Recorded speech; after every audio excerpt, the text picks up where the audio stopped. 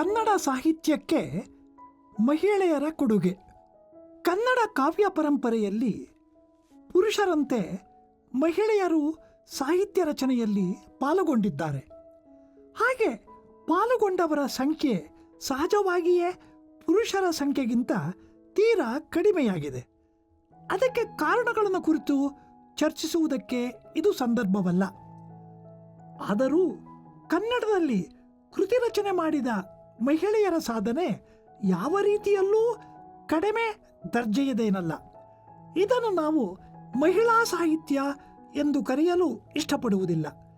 ಯಾಕೆಂದರೆ ಮಹಿಳಾ ಸಾಹಿತ್ಯ ಎಂಬುದೊಂದು ಇದೆ ಎನ್ನುವುದನ್ನು ನಾವು ಒಪ್ಪುವುದಿಲ್ಲ. ಸಾಹಿತ್ಯ ಎನ್ನುವುದು ಒಂದು ಮನಸ್ಸಿನ ಸೃಷ್ಟಿಯಾದುದರಿಂದ ಅದನ್ನು ಪುರುಷ ಸಾಹಿತ್ಯ, ಮಹಿಳಾ ಸಾಹಿತ್ಯ ಎಂದು ವಿಭಾಗಿಸಿ ನೋಡುವುದು ಉಚಿತವಲ್ಲ. ಕರ್ನಾಟಕದಲ್ಲಿ ಸ್ತ್ರೀಯರು ಕಾವ್ಯ ರಚನೆಗೆ ಕೈ ಹಾಕಿದ್ದು ಎಷ್ಟು ಮೊದಲು ಎನ್ನುವುದನ್ನು ನಿರ್ಧರಿಸುವುದು ಕಷ್ಟ. ಕರ್ನಾಟಕದ ಕೆಲವು ರಾಣಿಯರು ಸಂಸ್ಕೃತದಲ್ಲಿ ಕಾವ್ಯ ರಚನೆ ಮಾಡಿದವರೆಂದು ಹೆಸರಾಗಿದ್ದಾರೆ. ಅವರಲ್ಲಿ ಬಾದಾಮಿ ಚಾಳುಕ್ಯರ ಕಾಲದ ವಿಜಯ ಅಥವಾ ವಿಜ್ಜಿಕಾ, 14ನೇ ಶತಮಾನದ ವಿಜಯನಗರದ ಹಿರಿಯ ಕಂಪಣನ ಹೆಂಡತಿ ಗಂಗಾದೇವಿ ಇವರನ್ನು ಗಮನಿಸಬಹುದು. ಚಾಳುಕ್ಯರ ಚಂದ್ರಾದಿತ್ಯ ರಾಜನ ಪತ್ನಿಯೂ 2ನೇ ಪುಲಿಕೇಶಿಯ ಸೊಸೆಯೂ ಆದ ವಿಜಯ ಕೌಮುದಿ ಮಹೋತ್ಸವ ಎಂಬ ನಾಟಕವನ್ನು ಬರೆದಿದ್ದಾಳೆ.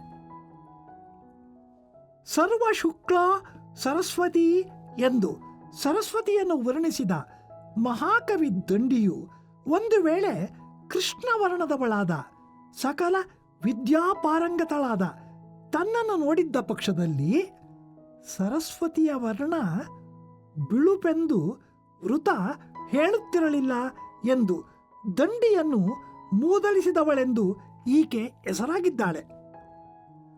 ವಿಜಯನಗರದ ಗಂಗಾದೇವಿಯು ಮಧುರಾ ವಿಜಯಂ ಅಥವಾ ವೀರ ಕಂಪಣರಾಯ ಚರಿತವನ್ನು ಬರೆದಿದ್ದಾಳೆ. ಇವರಿಬ್ಬರು ಕನ್ನಡದಲ್ಲಿ ಏಕೆ ಕೃತಿ ರಚನೆ ಮಾಡಲು ಮನಸ್ಸು ಮಾಡಲಿಲ್ಲವೋ ತಿಳಿಯದು. ಸದ್ಯಕ್ಕೆ ಕನ್ನಡದ ಮೊದಲ ಕವಯಿತ್ರಿ ಎಂದು ಹೇಳಬಹುದಾದವಳು ಕಂತಿ. ನಾಗಚಂದ್ರನ ಸಮಕಾಲೀನರಾದವರಲ್ಲಿ ಅಂದರೆ 12ನೇ ಶತಮಾನದ ಆರಂಭದಲ್ಲಿ ಕಂತಿ ಎಂಬ ಕವಯಿತ್ರಿಯ ಹೆಸರು ಕಾಣಲು ದೊರೆಯುತ್ತದೆ. 16ನೇ ಶತಮಾನದ ಬಾಹುಬಲಿ ತನ್ನ ನಾಗಕುಮಾರ ಚರಿತೆಯಲ್ಲಿ ಅಭಿನವ ವಾಗ್ದೇವಿಯಾದ ಈ ಕಂತಿಯನ್ನು ನೆನೆದಿದ್ದಾನೆ.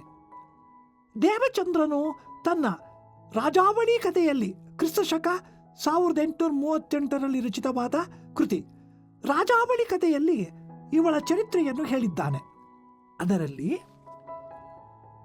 ದೋರರಾಯನ ಆಸ್ಥಾನದ ಕನ್ನಡ ಸಂಸ್ಕೃತ ಮಹಾಕವಿಗೆ ಅಧಿಪಂ ಪಂಪ ಕವಿಯಂ ಕಳುಹಲ್ ಆತನ್ ಬಂದು ವಿದ್ಯೆಯಂ ಸಾವಿರ ಪ್ರಶ್ನೆಯಂ ಕೇಳಲ್ ಉತ್ತರಮನ್ ಕುಡಲ್ ಆಕೆಯನ್ ರಾಜಸಭೆಗೆ ಎಯ್ದಿಸೆ ವಿದ್ವತ್ ಸಮೂಹದೊಳ್ ಅಧಿಕ ಕವೀಶ್ವರಿಯಾದಳ್ ಎಂದಿದೆ. ನಾಗಚಂದ್ರನ ಕಾಲದಲ್ಲಿದ್ದು ಅವನೊಂದಿಗೆ ಕಾವ್ಯ ಪ್ರಸಂಗವನ್ನು ನಡೆಯಿಸಿ ಸಮಸ್ಯೆಗಳನ್ನು ಪೂರ್ಣ ಮಾಡಿದಳೆಂದು ಹೇಳಲಾದ ಕಂತಿ ಹಂಪನ ಸಮಸ್ಯೆಗಳೆಂಬ ಕೆಲವು ಪದ್ಯಗಳು ದೊರೆತಿವೆ. ಮೊದಲನೆಯದಾಗಿ ಕಂತಿ ಎಂಬುದು ಒಂದು ಹೆಸರೇ ಎಂಬುದು ಸಂದೇಹ. ಕಂತಿ ಎಂದರೆ ಜೈನ ಸನ್ಯಾಸಿನಿ ಎಂದು ಅರ್ಥ.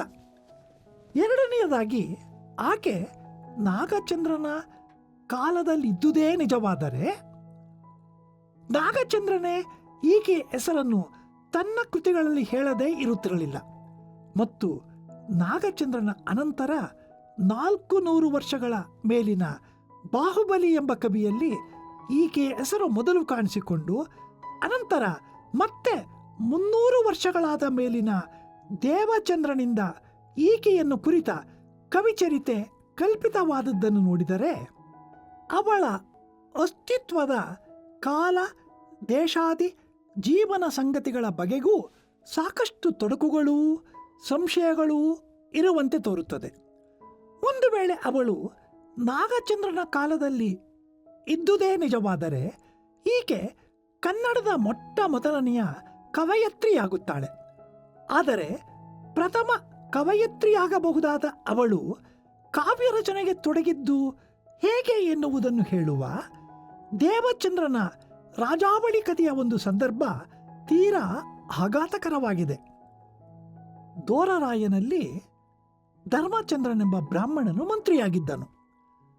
ಅವನ ಮಗ ಉಪಾಧ್ಯಾಯನಾಗಿ ಛಂದಸ್ಸು, ಅಲಂಕಾರ, ಕಾವ್ಯ, ವ್ಯಾಕರಣಾದಿಗಳನ್ನು ಹೇಳುತ್ತಾ ಮಕ್ಕಳ ಮತಿ ಪ್ರಕಾಶಕ್ಕಾಗಿ ಜ್ಯೋತಿಷ್ಮತಿ ಎಂಬ ತೈಲವನ್ನು ಮಾಡಿ ಕುಡಿಕೆಯಲ್ಲಿ ಇರಿಸಿಕೊಂಡು ಮಂದಮತಿಗಳಾದ ವಿದ್ಯಾರ್ಥಿಗಳಿಗೆ ಅರ್ಧ ತೊಟ್ಟು ತೈಲವನ್ನು ಕೊಡುತ್ತಿದ್ದನಂತೆ.